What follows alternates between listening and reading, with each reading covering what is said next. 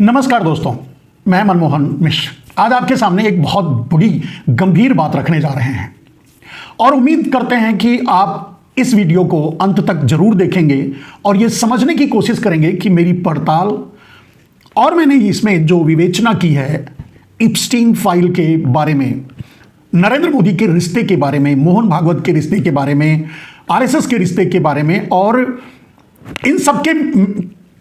इन सबके मिली भगत का जो परिणाम देश में आया नरेंद्र मोदी के रूप में, प्रधानमंत्री के रूप में, उसके बारे में एक खास पड़ताल आपके सामने रखने की कोशिश कर रहे हैं। कुछ सवाल, ज्वलंत सवाल, जिसका हल आप लोगों को भी ढूंढना है, इस देश को भी ढूंढना है और समझना है। इतनी सी छोटी सी बात है कि नरेंद्र मोदी अगर आज प्रधानमंत्री हैं, प्रधानमंत्री की कुर्सी पर बैठे हैं, तो उसका श्रेय अगर जाता है किसी को तो उनकी मदर पार्टी या मदर, गॉडफादर, गॉड मदर, जो भी समझ लीजिए, वो है आरएसएस को। और ये बात अब धीरे धीरे स्टैब्लिश होने लगी है और समझ में आने लगी है कि नरेंद्र मोदी का संबंध जाफरी एप्स्टीन से 2014 से बहुत पहले से था। मेरे दोस्त, इसको क्रम वाइज अगर आपके सामने रखेंगे तो आप समझेंगे इस बात को, इसकी बात की गंभीरता को भी। मेरे दोस्त, 2009 में 21 मार्च को 2009 में मोहन भागवत आरएसएस प्रमुख बने थे और वही पीरियड था जाफरी एप्स्टीन का पावर ब्रोकिंग का या यौन अपराध करने का। यह वही पीरियड है जब वो पूरी तरह से डेवलप हो रहा था, जब अमेरिका जाफरी एप्स्टीन को डेवलप कर रहा था पूरी दुनिया के लोगों को ब्लैकमेल करने के लिए। यह तो निश्चय है कि जाफरी एप्स्टीन ऐसा कोई आदमी नहीं था या ऐसे कोई दिन रात पौधे की तरह नहीं उगा था।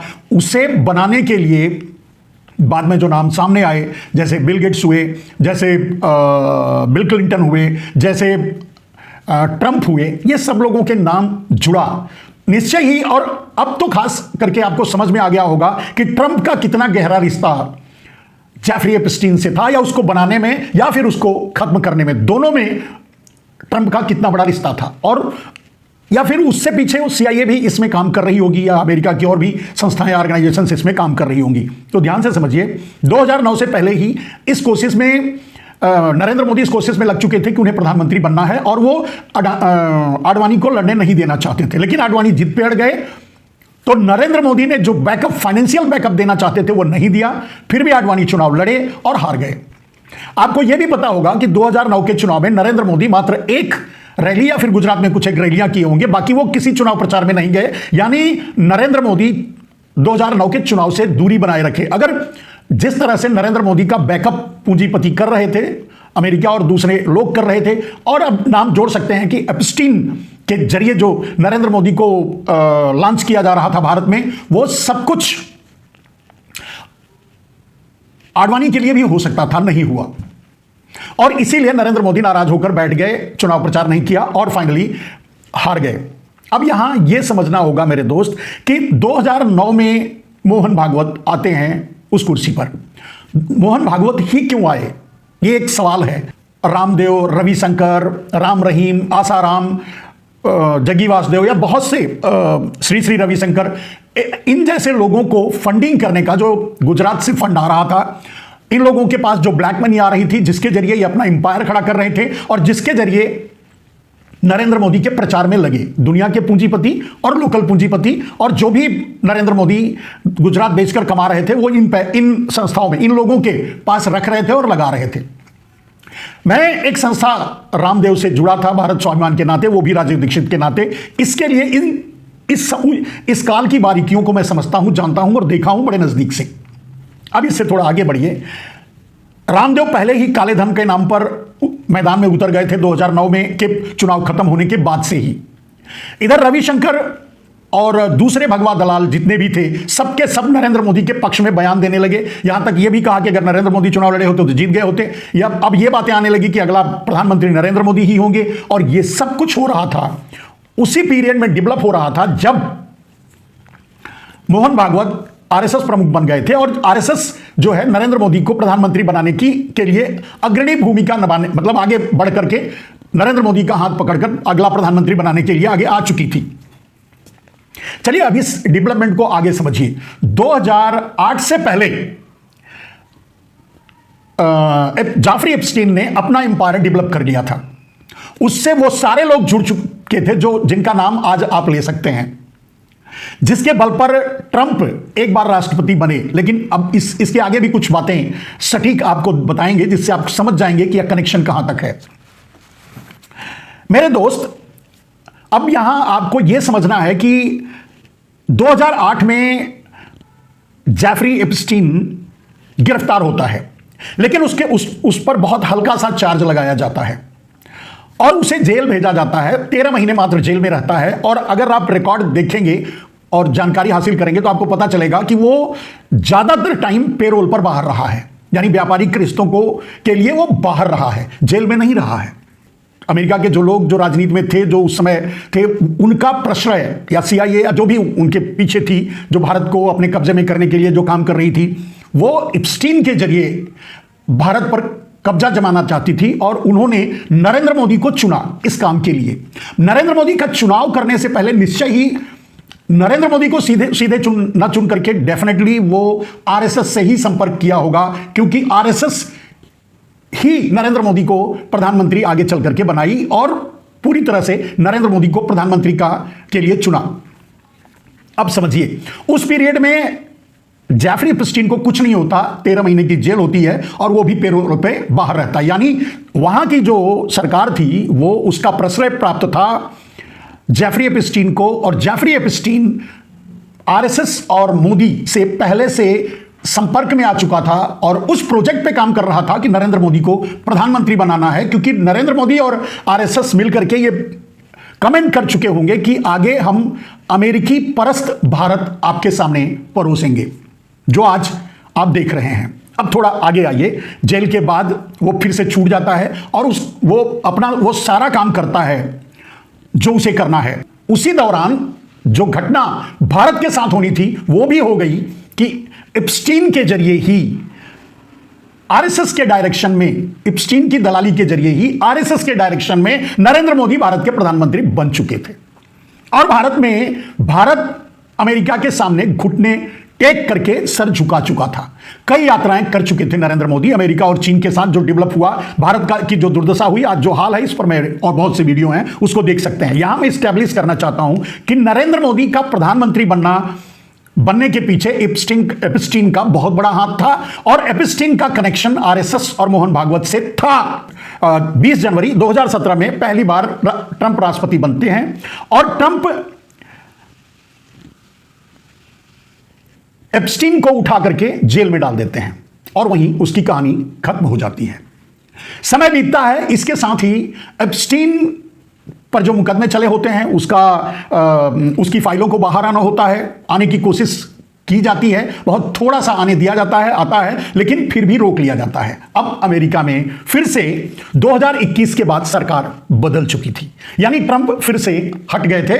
अगर नहीं हटे होते तो आज जो फाइलें रिलीज हुई हैं वो 2021 के बाद, 20 जनवरी 2021 के बाद, जब अगर फिर से राष्ट्रपति बन गए होते ट्रंप, तो वो फाइलें तभी रिलीज हुई होती, 6 महीने के अंतराल में।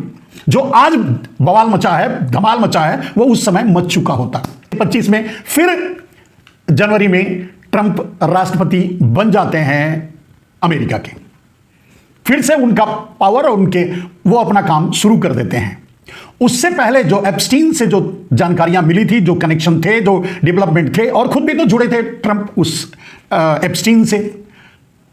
इसीलिए ट्रंप बार बार ये कहते हैं कि सब कुछ उनकी मुट्ठी में है, नरेंद्र मोदी का पूरा भविष्य। ये चैलेंज करते हैं, वो तो आज भी चैलेंज कर रहे हैं कि आप देखे होंगे सोशल मीडिया में बहुत से बयान उन्होंने दिए हैं जिसको लेकर के फिर से भारत में वो सवाल उठने लगे हैं।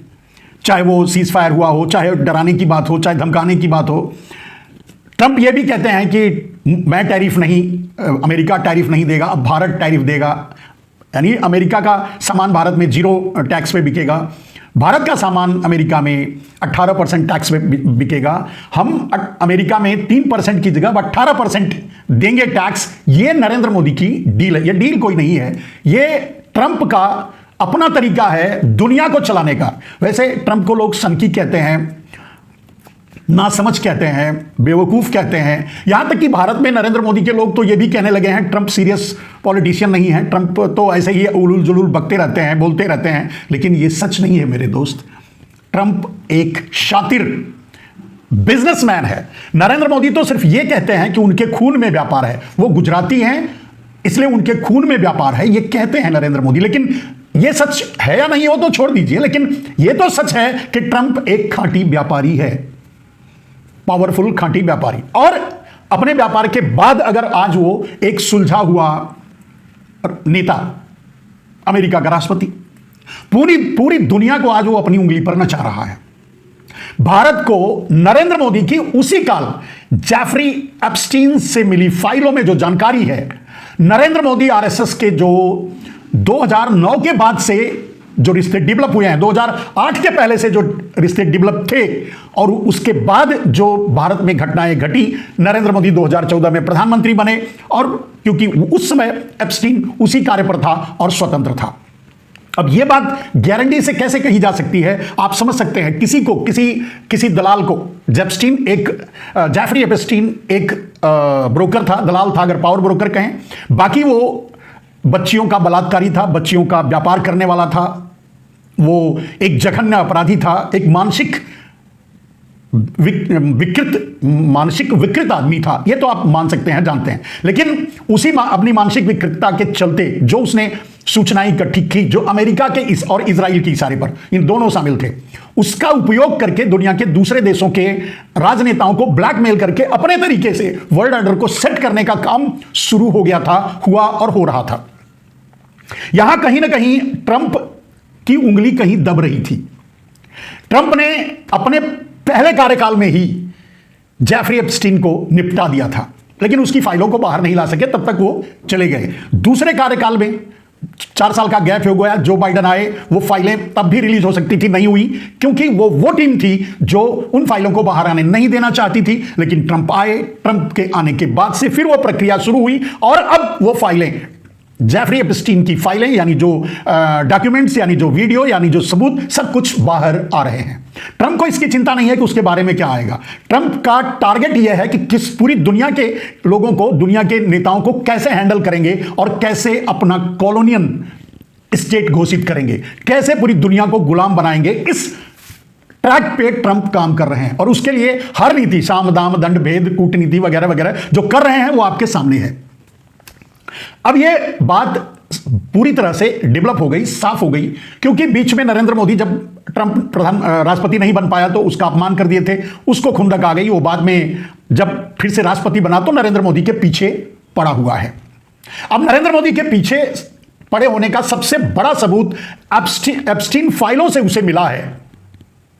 एप्स्टीन फाइलों से उसे ऐसे सबूत मिले हैं कि नरेंद्र मोदी का प्रादुर्भाव राजनीति में एप्स्टीन की दलालियों के जरिए और आरएसएस की मिली भगत से हुआ है। यानी आरएसएस पहले से एप्स्टीन की दलाली के जरिए अमेरिका के संपर्क में था और भारत पर कब्जा करके भारत को अमेरिका को सौंपना चाहता था। यह अब कहने की जरूरत नहीं है, यह बात साफ हो चुकी है।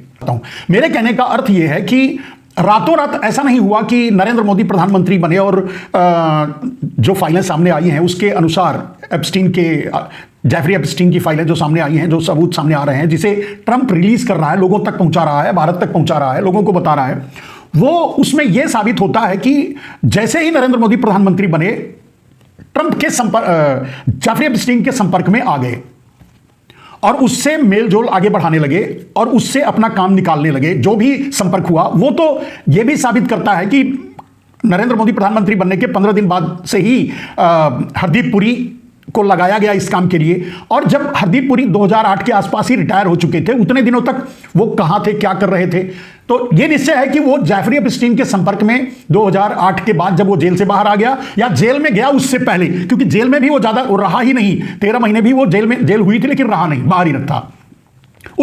उस पीरियड से ही आरएसएस नरेंद्र मोदी हरदीप पुरी, ये सब लोग जुड़े हुए थे जेफरी एपस्टीन से और दुनिया के दूसरे पूंजीपतियों से के जरिए जो आ रहा था फंड्स, जिसके जरिए नरेंद्र मोदी को प्रमोट किया जा रहा था, भारत में स्टैब्लिश किया जा रहा था, उनको प्रधानमंत्री बनाने की कोशिश की जा रही थी, वो आप समझ सकते हैं। मेरा फाइनली ये कहना है कि रातों रात ऐसी घटना नहीं घटी कि नरेंद्र मोदी प्रधानमंत्री बने और 15 दिन बाद ही उनको पता चल गया कि कोई जेफरी एपस्टीन है जो अमेरिका से या दुनिया के दूसरे देशों से हमारा काम करवा सकता है, और इसके लिए उन्होंने हरदीप पुरी को लगा दिया। हरदीप पुरी पहले से ही इसी काम में लगे थे, रिटायर होने के बाद या जब छोड़ चुके थे, और आरएसएस के संपर्क के बगैर हरदीप पुरी ये काम नहीं कर सकते थे, क्योंकि नरेंद्र मोदी उस समय प्रधानमंत्री नहीं थे। तो निश्चय ही अगर नरेंद्र मोदी के लिए और उनको आगे बढ़ाने के लिए और आरएसएस के लिए जो काम कर रहे थे हरदीप पुरी, तो निश्चय ही एप्स्टीन के संपर्क में थे पहले से ही। तभी तो 15 दिन जैसे ही नरेंद्र मोदी प्रधानमंत्री बने, आगे क्या डेवलप करना है, जैसे डिजिटल इंडिया या और दूसरे कई योजनाएं, उन पर जेफरी एपस्टीन से डिस्कस होने लगा। आरएसएस की भूमिका नरेंद्र मोदी को अगर प्रधानमंत्री बनाने की रही है, अगर यह आप मानकर चलते हैं कि नरेंद्र मोदी को प्रधानमंत्री बनाने का श्रेय आरएसएस को जाना चाहिए और है, तो आपको यह मान लेना चाहिए कि आरएसएस का संपर्क पहले से ही जेफरी एपस्टीन से था, तो ही नरेंद्र मोदी प्रधानमंत्री बन पाए, और तो ही बनते ही जेफरी एपस्टीन के संपर्क के लिए, संबंधों को आगे डेवलप करने के लिए हरदीप पुरी को बाद में ऑफिशियली इस काम के लिए लगाया गया। और जो उन पीरियड में नरेंद्र मोदी के प्रधानमंत्री बनने के बाद जो कुछ करते रहे, वो उसका पारितोषिक, जब हरदीप पुरी चुनाव हार गए उसके बाद भी उन्हें मंत्री और इंडिविजुअल जिम्मेदारी दी गई, उन्हें जबरदस्ती राज्यसभा में लाया गया। यानी उनको जो आज मंत्री हैं, वो आज राज्यसभा में बैठते हैं, वो सब कुछ वो पारितोषिक है जो एप्स्टीन फाइल, आरएसएस और नरेंद्र मोदी के बीच के डेवलपमेंट के जरिए, जो भारत पर नरेंद्र मोदी के रूप में अमेरिका ने भारत पर एक ऐसे आदमी को थोपा जो भारत को थाली में सजाकर अमेरिका को दे सके। इतने सालों में नरेंद्र मोदी ने वही किया है जो अमेरिका चाहता है, और आज वही कर रहे हैं जो अमेरिका चाह रहा है।